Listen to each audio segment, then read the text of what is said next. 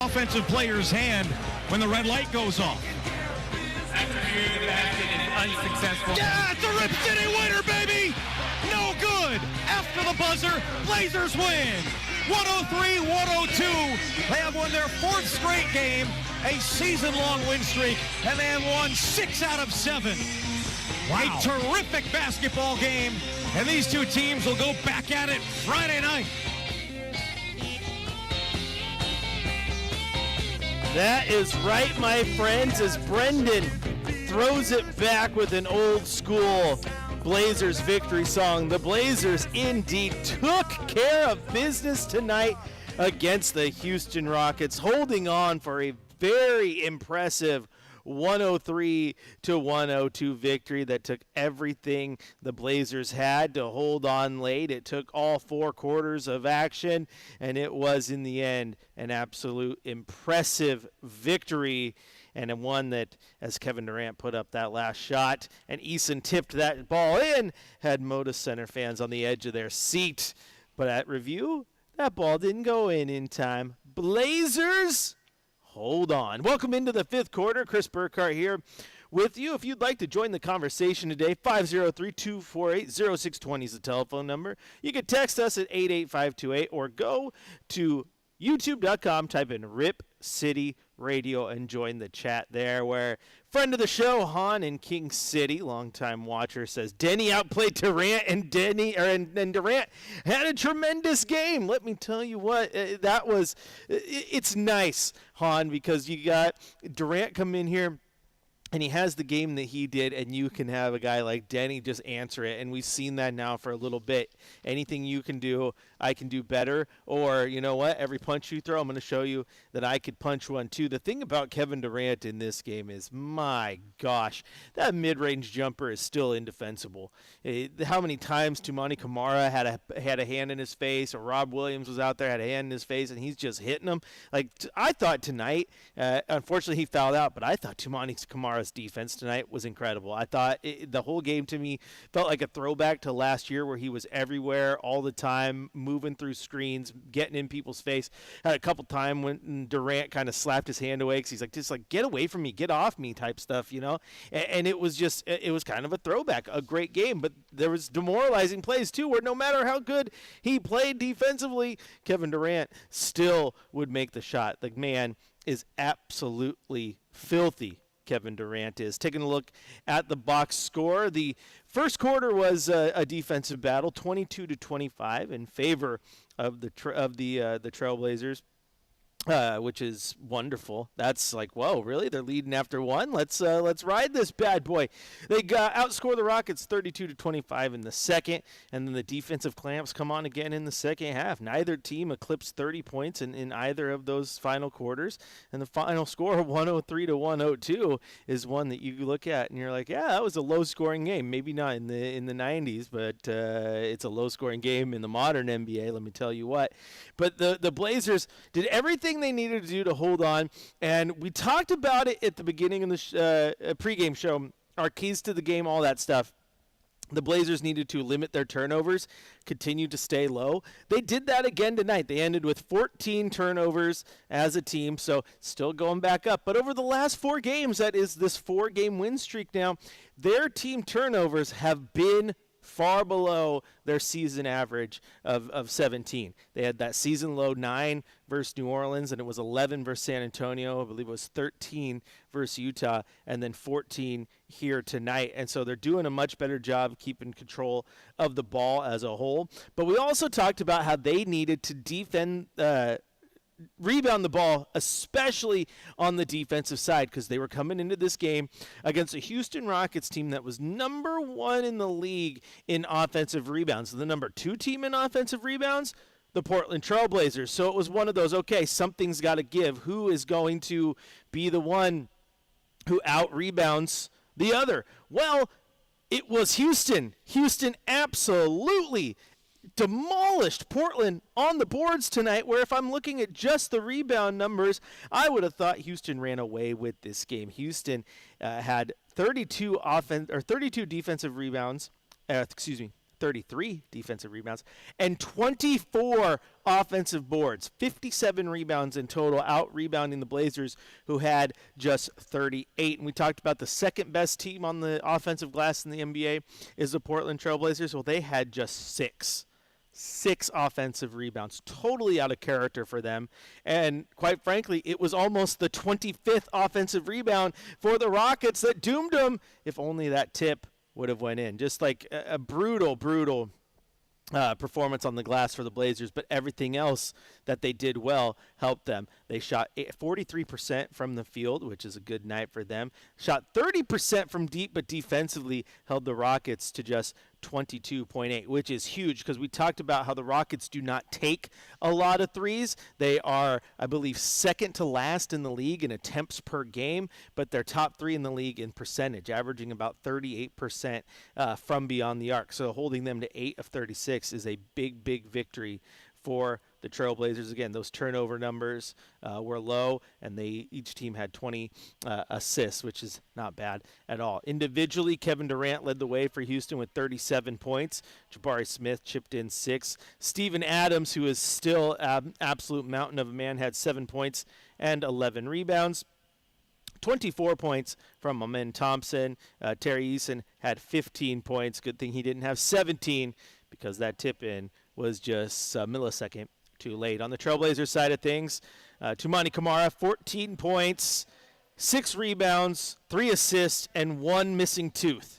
He took a shot, I think it was like a rebound, little weird collision, got his mouth on the top of a Houston Rocket player's head, and he's holding his mouth, and then looks down at one point.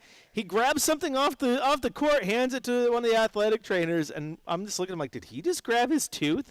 First off, yes, he did. That was confirmed by Tiago Splitter after the game, but also I think we must dub him Toothmani Camara now. Not Toumani Camara, Toothmani Camara. Dude just casually loses a tooth, hands it over to a trainer, and then keeps playing. Tiago Splitter, joking at the end of the game, said, I didn't know he lost his tooth after the game, but the tooth is going in the box, which is where they put the best defender's name after every game. Kind of funny. City Sissoko did not score in this one, starting for the injured Chris Murray, who had been starting for the injured Jeremy Grant, because, again, this team has a lot of injuries. Defensively, he was decent all night, ended up with 6 fouls, though, and had to sub out. Donovan Clingan, 12 points, 7 boards, 3 assists, and a block shot.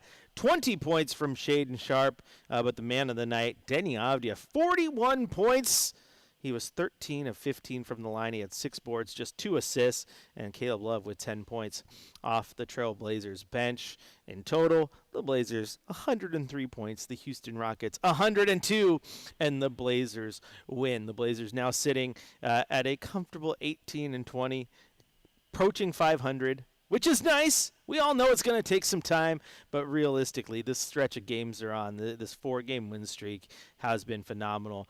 We went into this game thinking that if they were able to split the games with Houston, it would be a victory, and they got the first one, which makes it even better. Now you get to readjust. You get to play the same team on Friday, and you know they're going to go watch film. They know that they can dominate on the glass. They're going to try to do that again, and they know that they were just one missed shot away from stealing that W at the end. And it definitely would have been a steal because the Blazers really felt like they dominated most of this game and had full control of what they wanted to do. I mean, they led for 37 minutes of this game. Houston led for just 4 minutes and 30 seconds. The biggest lead for Houston was early in the game when they led 6-2. The biggest lead for Portland was when they had a 57-46 lead. So, yeah, they handled the game. Houston was able to come back, and the Blazers were able to hold on. That is a game that you like as a coach and a player because the team did what they wanted to do. Once again, if you want to join the conversation, 503-248-0620 is the telephone number. And we'll head out to the phone line right now for everyone who's been waiting patiently. Brendan doing a good job of texting me. He's working at the studio, or his home studio at this point, and he's like, hey, he has to text me. This guy's online because my darn computer charger has been misplaced. And I predict that if my computer charger was misplaced, that one of my children has stolen it to charge their computer, and I need it to run the computer that helps me see who's on the phone line. So, Brendan, shout out to you for, helping me out. And he just texted me, let's head out to Chris in PDX, who's been waiting patiently. Chris, welcome into the 5th quarter. Oh, my God. Thank you for having me. I appreciate it. We're just coming back from the game. Well, how was that for a game then, my friend? To be honest with you, my buddy Neil from goddamn Minneapolis, that was the best game he's ever seen, ever. I love it. I love it. I mean, that was a battle. It was an absolute battle, my friend. Yeah, so, I don't know, we saw a lot of, Denny, even Yang came out. Mm-hmm. What is going to happen? What is going to happen when Drew, Jeremy, and Dame come back?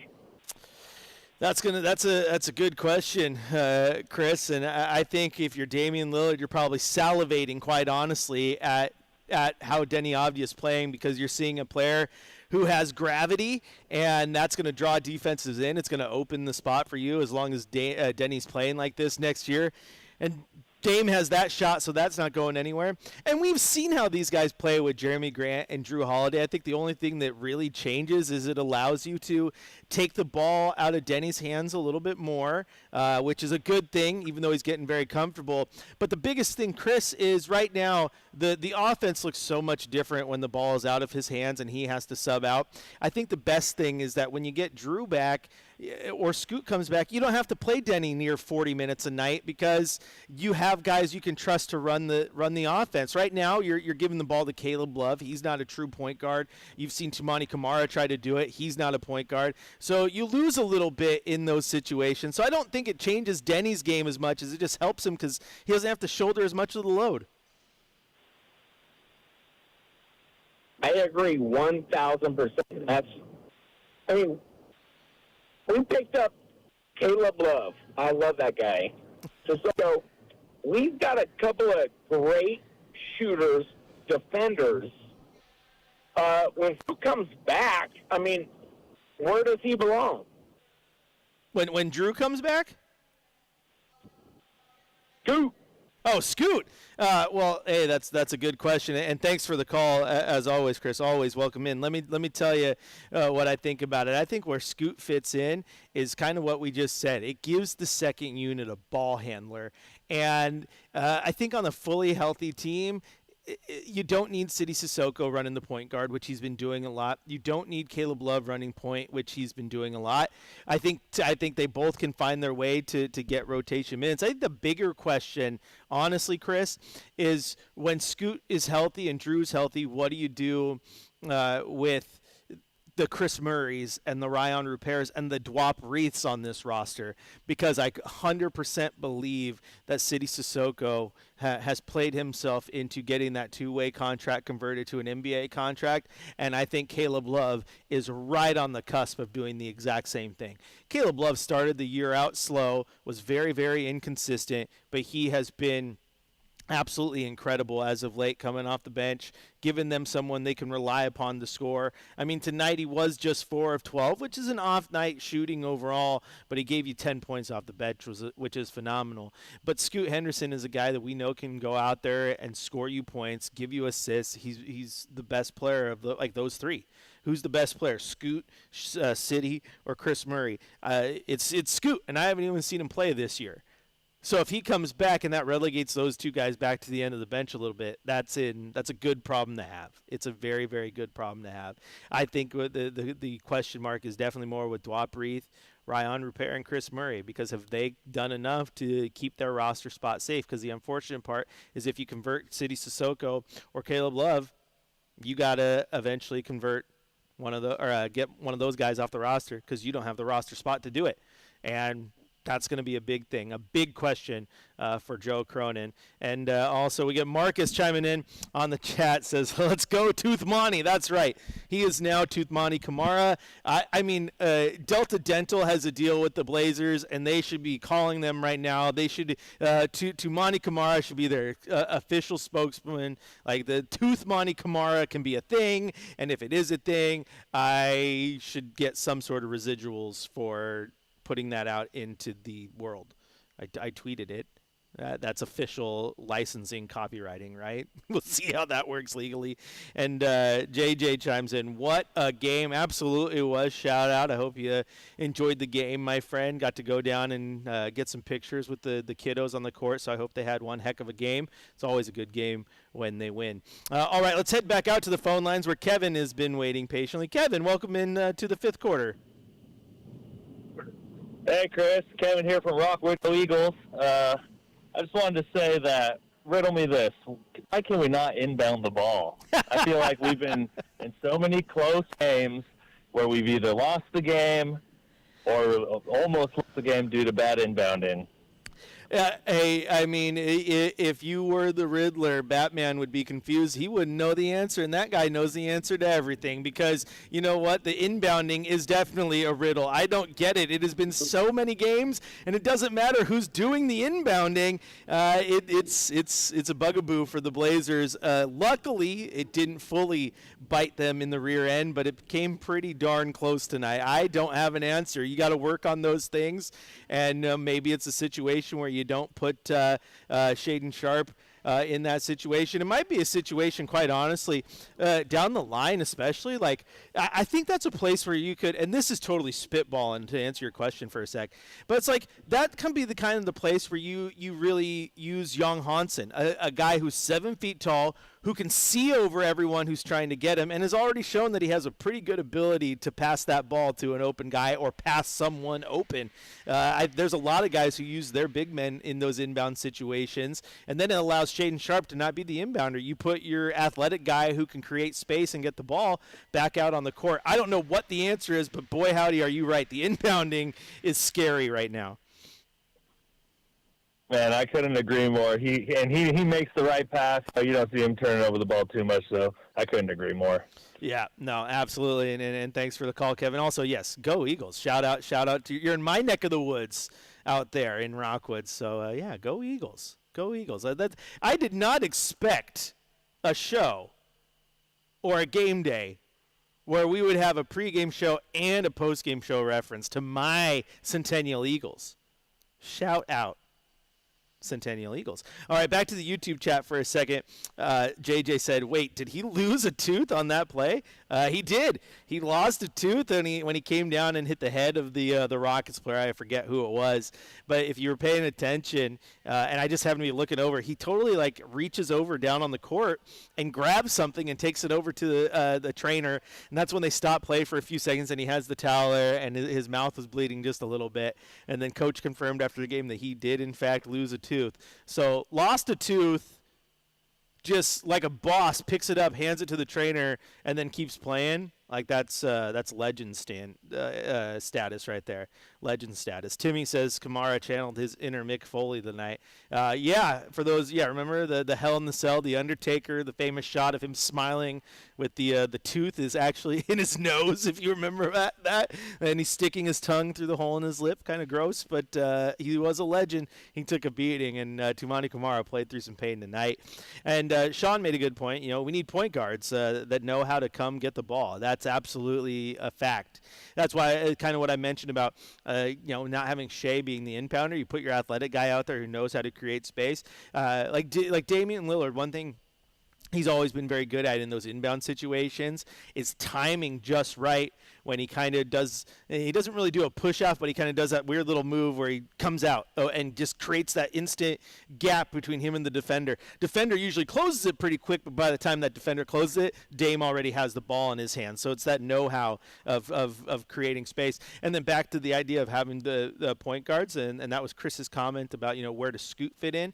Again, it gets the ball out of Caleb Love's hands, for instance, in tough situations. You had late in the game where the ball was in his hand, the offense just kind of sputtered and he almost threw the ball away. So those things can impact that. But yeah, I would find ways to get your tall guys inbounding the ball so that you can look over that defender and guys who know how to pass the ball incredibly well. The unfortunate part right now is who's that guy? Like your best passer on this team is Denny, and you want Denny out on the court trying to get that ball on the inbound right now, not passing it.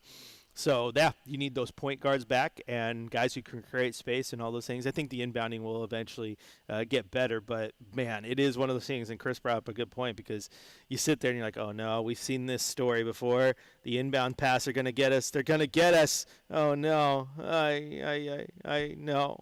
No. But it didn't come get you tonight. Although I did think that was a foul.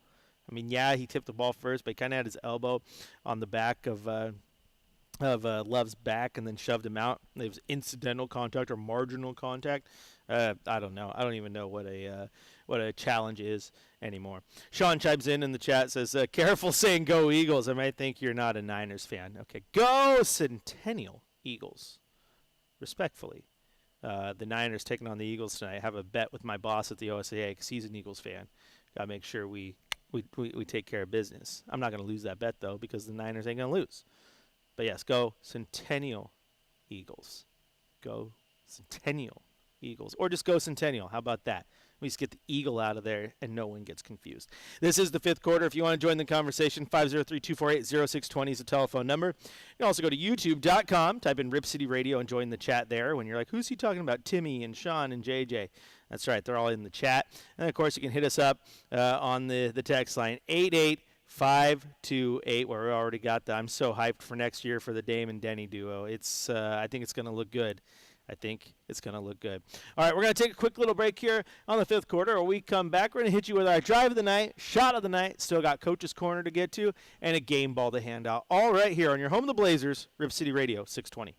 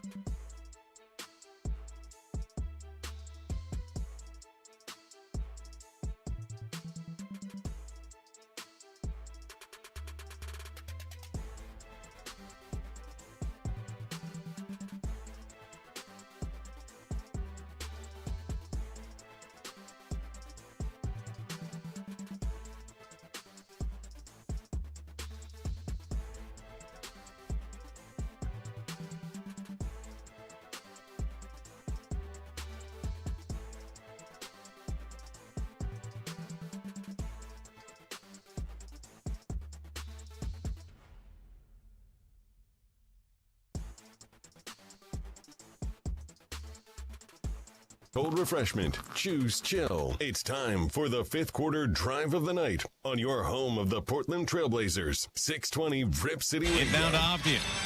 Slow dribble. Doesn't have to do much with it. Hesitates. Drives. Puts up a jumper. It is good and one. 38 for Denny Avdia. You can't see him. That is the most points he has scored as a Portland Trailblazer. That is right. You cannot see Denny Avdia. Another and one there. That means pop the John Cena theme song. Dun, dun, dun, dun. Denny Avdia scored a season-high 41 points tonight during the win over Houston. And according to the Trailblazers PR team, Avdia converted on 4 and 1s and now leads the NBA with a total of 41 2-point and 1 conversions this season. Incredible stuff from Denny Avdia. Welcome back into the fifth quarter. Chris Burkhardt here with you. If you'd like to join the conversation, 503-248-0620 is the telephone number. 88528 is the text line. And, of course, you can go to youtube.com, type in Rip City Radio, and join the chat there where friends of the show, Han and JJ, just found out that they're both in King City and they just became best friends. There you go. Go team.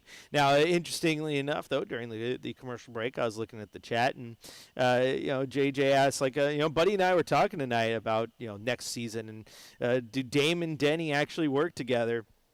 And then shout out to Sean who chimed in, Blazers in 3D next year with Dame, Denny, and Donovan.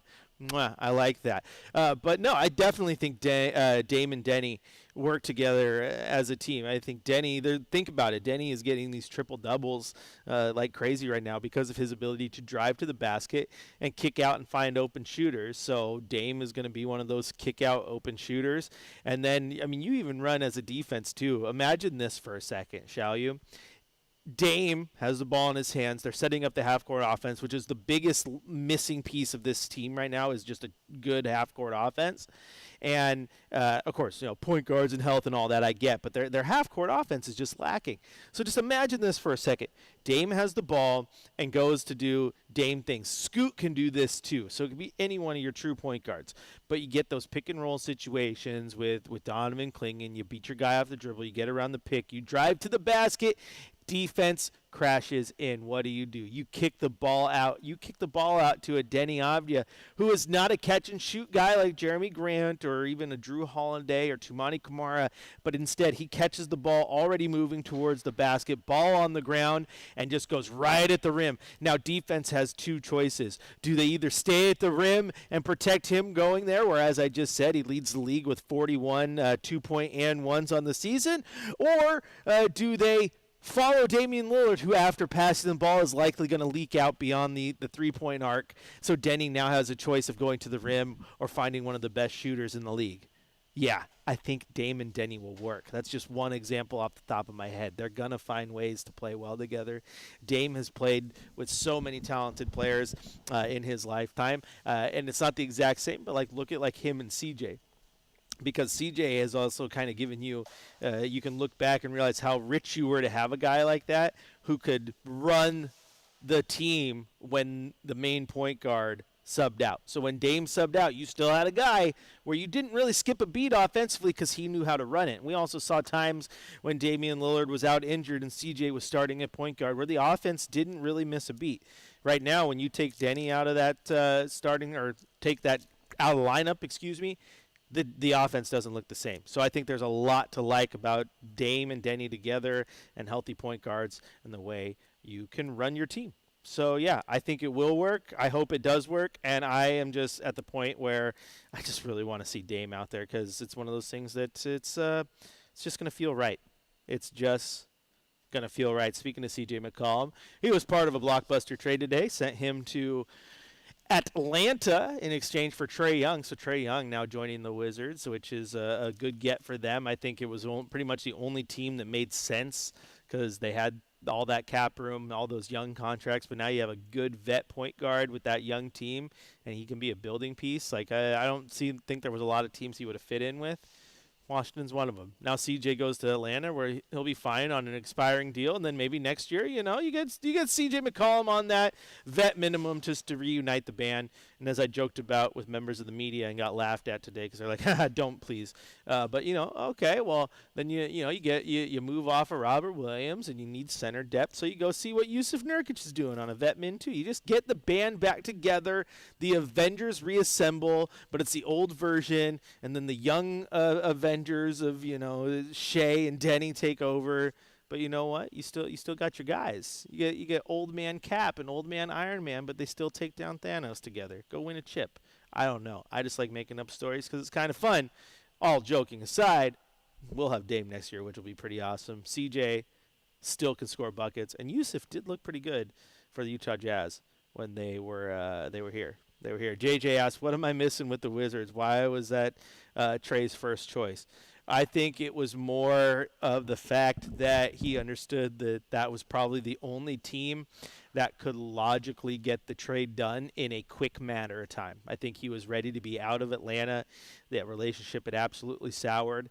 I think any other team, if he would have wanted to go to a playoff team, because I was having this conversation, JJ, and how I think Orlando could have used a true point guard. Miami, you could have put him in there, which would have been fine.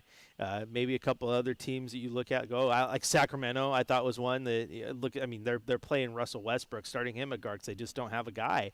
So I thought that could have made sense. But any one of those teams would have had to work extra hard to get him, probably give up a piece they didn't want to give up, or get other teams involved just to make the money work. Washington, he looked at, okay, everything's sour here. I want to get out of here. I can go to a team. Nothing's impacted. I'm still making my money. I'm still the starting guard. I'm still kind of the face. And not to mention I have a bunch of young guys that I can play with. I think that is what led to that. I think it was more of what place gets me out of here sooner. And, I want to go to Washington, and let's get this done. And, of course, Washington was very interested from the jump. And him and his agent saying they were interested just helped make it get done faster. That's what I think. Sean says, if Nurk doesn't want to come back, they should get Zach Collins. I love Zach Collins, by the way. I totally forgot he was with Chicago when they came in. He just didn't play. A little injury prone at this point, but a good dude, and has the best parents on the planet. His mom and dad are so nice, so sweet. His mom, I've told you guys this before, we did a documentary on him when I was with NBC, his rookie year in Las Vegas, and my producer reached out to his parents, and we got him mic'd up, did the whole film him while the game was going on, get the audio, and we went to their house to do a sit-down interviews with his mom and dad, and his mom, oh my gosh, the sweetest lady on the planet, "Oh, you guys hungry? You want me to make some sandwiches? You want some Diet Cokes or a regular Coke? I got that too. Yeah, can I get you something to drink?" She was just taking care of us. Just, oh my gosh. I felt I was like, okay, I'm rooting for Zach Collins now as a professional because his family is awesome. So shout out to the Collins family. They are wonderful. All right, Brendan has let me know that Tall Tim is on the line. So let's head out to the phones. Welcome Tall Tim into the fifth quarter. Tim, how we doing? Well, first of all, Happy New Year, everybody. I'm looking at the stats, and it's they basically out-hustled us, or we came even on almost everything. They got a hole up. They got 16 more shots up, and offensive rebounded the hell out of us, but they didn't make enough. And I think two guys that are really starting to keep it going. As Klingon made 5 field goals, Kamar got 5. Of course, Sharp and Advier, our guy, our engines. Love, he got 4, but it took 12 shots. But that was enough because Houston just didn't shoot other than Durant and Amon, nobody else really shot the ball all that well or didn't shoot enough volume. And so that was the difference of the game. We just shot better, which is a nice trend to see because usually that's the thing that really cost us. And then Denny is just making it so tough for teams to adjust where it's just leaving their guys with a pretty good look, and he's still working on how to pass without dinking the ball away. But you know what I mean? Yeah, no. Like out shooting a team like this. No, he's been great. And to your point, Tim, before you go to your next point, I want to point out that was a lot of points in one sentence. I apologize. But you mentioned the fact that they got so many shots up. They got 99 shots up, and they lost to the Blazers. You do know that the Blazers now are 2-8 when the opposing team gets 95 field goal attempts or more. So that's a big win, the fact that they got 99 shots and the Blazers got that victory. Yeah, and then Klingon, didn't really do his offensive rebounding thing. I didn't get the. Yeah, so but he still made. What's amazing to me is just all of a sudden he goes from I'm not sure if you took that three to this looks pretty good. He made two, and then Kamara made two, and I think unfortunately the three is just a difference maker, and everybody has to get somewhat good at it now because that's just seems to be the NBA game. But we did it, and then just obvious, he just keeps the pressure on so much throughout the game that it just everybody else just has a chance to do something, and that's just. We haven't had that for a while. I can think of anybody on the Blazers, maybe Drexler, in a different way, but would relentlessly attack, going down to where the defense just has to focus on that guy alone. Right. No, it's a good point because Dame would attack, but he wouldn't attack relentlessly because he'd try to get those 3-point shots. But he would attack the rim now and then sometimes would get met at the rim because he tried to play like a 6'5" guard when he's only 6'1" or 6'2". But you're right, having a guy like Denny who's just relentless and that's his main way of getting buckets. It's huge. It's absolutely huge. Yeah, it's really a difference maker. Obviously not too many of us knew much about Denny before they traded for him, but somebody looked at that and says, this is a weapon because the offense has an advantage now that you can't, if you have a hand on the guy when he goes up for a shot, it's a foul. Yeah. It's not like the old days where, you could kind of manhandle the person. So if you get LeBron James, that's the thing that he does, right? But, he's at the point now where he has to kind of rest his ankles and his feet and all that. But, I think that's a key. And then just the thing that was questioning about him was his 3-point shooting, whatever. But, that's gone up, obviously. So the guy's the real deal. He's I think for this season, I think that's so far that's the star point you would say that right now. It's the ascension of Denny Avdija on the team, right? No. What else is the highlight? Well, Tim, no, thanks for your call as always, and you're right. Denny has absolutely been the highlight. He is. Every single game. Right now, the stretch he's on, you feel like you're not out of a game. You're in games. He's going to will you to him. He jumped out today, scored the first 8 points. You knew he was going to have a big night. Didn't know he was going to go drop 41. But, no, the fact that – here's the thing. You go back to my predictions at the beginning of the year, and I talked about how I wanted Shade to make the jump, and I thought that he needed to be the team's best player. And I still want him to make the jump. And you're seeing him get more consistent scoring that basketball. But the reason I say that is because it wasn't me talking about Denny Avdija. Because I think everyone saw last year that he could be good and he can contribute running downhill. Everyone liked it. But no one was predicting an all-star caliber level of play this season. And here it is. Right before your eyes, it has absolutely blossomed. Thiago Splitter was asked about it after the game, seeing the growth and from last year to this year, and he's like, well, I've really only seen him this year, so this is just normal to me. But you go back and you watch him play, and, yeah, he's absolutely grown. And so, yeah, Denny has been the absolute bright spot. But I don't think he's been the only bright spot. I think the two-way guys in Sissoko and Love have been absolute bright spots. And Shaden Sharp showing that he can go score in bunches has been good. I wish it was more consistent. But realistically, I think the other bright spot on this team, because you asked what other bright spots are there, I think it's Donovan Clingan.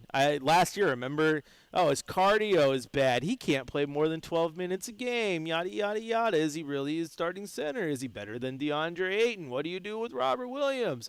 No, Donovan Clingan has come out and proven that he is a legit starting center in the NBA, and he's only getting better, which is scary for everyone else, not for the Blazers. And Sean says he's not playing just an all-star level. He's playing at an all-NBA level. You're right, dude. Han said the same thing. He's been incredible. The numbers he's putting up are filthy, and he's doing it consistently too, which is absolutely wonderful to see. And, yeah, you don't just luck into Western Conference Player of the Week. You earn it. He absolutely earned it. All right, I don't know if I should take this call. Brendan says let's do it, but he has someone who just identifies as the wet blanket from Aloha is on the line. Who is the wet blanket? I don't know, but we can welcome him into the fifth quarter. Thank you. I am the wet blanket. Rip City, I want to, everything. Hey, it's cool. Winning games is cool, but I'm going to start with, I got 4 things. Number 1. This is the least most important, but why won't the Blazers show Thiago Splitter's record just like they show the opposing coach's record before the game? That's 1. Number 2, there's no advantage to having a mop on top of your head as your haircut. I would like to see this addressed, absolutely. Number 2, and the most serious, Shady on Sharp does not need to be inbounding the ball with 5 seconds to go. That's our worst. You've got to have your tallest, best passer doing that. That's just not Shady and Fang. And number 4, is Kamara really our defensive stopper when he allows Kevin Durant to get off the possible game winner at the elbow? I just don't think so. And the wet blanket is out. All right, wet blanket. Well, thank you for the call and a couple things. I don't pay attention to the board. I don't know if they need to show Thiago's head coaching record or whatnot. But, yeah, sure, you could do it if it makes you feel better because, sure, why not? Shady on Sharp, a.k.a. Shaden Sharp. Yeah, you're right. Probably doesn't need to be inbounding the ball. I would approve of that. I would have liked him on the floor kind of getting ready to catch the ball rather than inbound it. But, they had a couple guys fouled out, and Tumani has been in that situation before, but he wasn't available. To your other point about the mop of hair on your head, I will not comment on that as a guy who proudly wears a man bun. I don't know if I can say much about hair choice, but you know what? You do you. I don't think bald is beautiful, but not everyone has to be a bald guy and be like Michael Jordan. If you want to wear a mop on your head, wear a mop on your head. Just be comfortable in it. I don't care. And lastly, yeah, Tumani Kamara absolutely is your best defender. Why did he let Kevin Durant get an open shot for a possible game winner on the wing? I don't know, because he wasn't on the floor. He fouled out. He was watching from the edge, so he wasn't responsible for guarding Kevin Durant in that situation, so I can't blame him. But if you watch this game, my friend, first off, find a dryer. Don't be wet. I don't want you to get sick, okay? Be a warm blanket. But if you watch this game and came away with Tumani Kamara is not our best defender because he lets one of the best scorers in the world make shots, then I feel like you did not watch Tumani Kamara close enough. I thought this game was one of his better defensive games of the year. It felt like a throwback to last year to me. There was times where his defense was just perfect, and Kevin Durant still hit nothing but net, because Kevin Durant is one of the best scorers this game has ever seen. Ever. That mid-range jumper of his is filthy. Dude's 7 feet tall, plays like a shooting guard, and is unstoppable. I looked over to some of the reporters. I looked over to Dan Morang at one point, and I was like, you know what? Like, why did there is something weird about Kevin Durant that for his entire career the guy gets hated on, but he is one of the best players this game has ever seen. So Toumani Camara letting Kevin Durant score in this game is not something I worry about. Now, if he was letting Devin Durant go off for 36, then we might worry a little bit. Is Toumani Camara really our best defender when Anthony Edwards hit that game winner in the third game of the year or whatever game it was? It's Anthony Edwards. The best scorers in the game are going to score sometimes against the best defenders. They have the advantage. They know what they're going to do. The defender has to react to that. It's like the best wide receivers in the game have the advantage over the defensive back because they know what route they're running. The defensive back does not. I'm not dogging Toumani Camara for this game. I thought Toumani's defense was pretty damn good all game long. And as Jack says in the YouTube chat, also, it's Kevin Durant. Not many people are clamping KD. KD's phenomenal, guys. So I'm not worried about that. So, in conclusion, Toumani good. Wear the hair you want. Tiago's record, sure, put it up there like they do everyone else. I can get down with that. And what was the other one? Yeah, I totally agree with you. I don't need Shaden Sharp inbounding that basketball. There was your 4 points. There was my takes on them. All right, we're going to take a quick break here on the fifth quarter. When we come back, we're going to head to the coach's corner, hear what Tiago Splitter had to say, and then we're going to hand out a game ball, get out of here, and take a rest because we've got to be back on Friday to take on this Rockets team once again. But before we go, it's time for your shot of the night. Live from the Coors Light Studios, Coors Light, mountain cold refreshment. Choose chill. Time for the fifth quarter shot of the night on your home of the Portland Trailblazers. 620 Rip City Radio. Inbound to Avdia, fades away at the Hort. Got it! Fading away, and the Blazers will go to the fourth quarter leading by 6.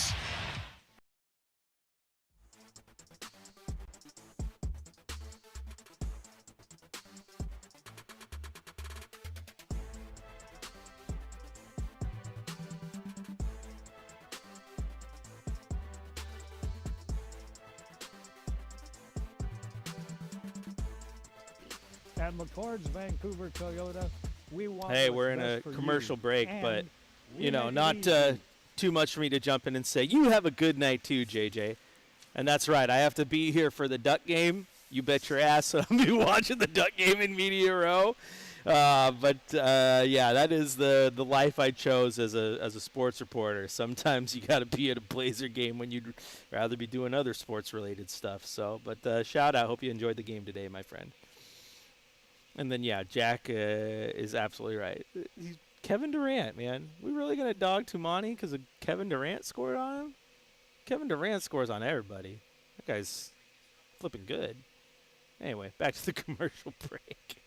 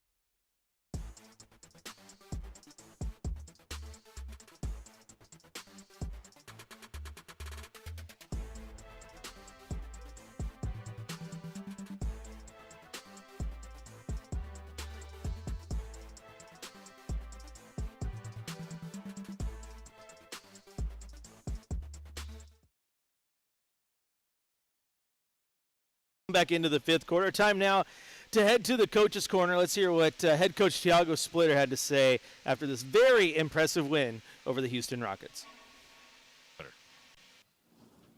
I'm just proud of them, how we, follow the game plan again, how physical we were trying to fight them.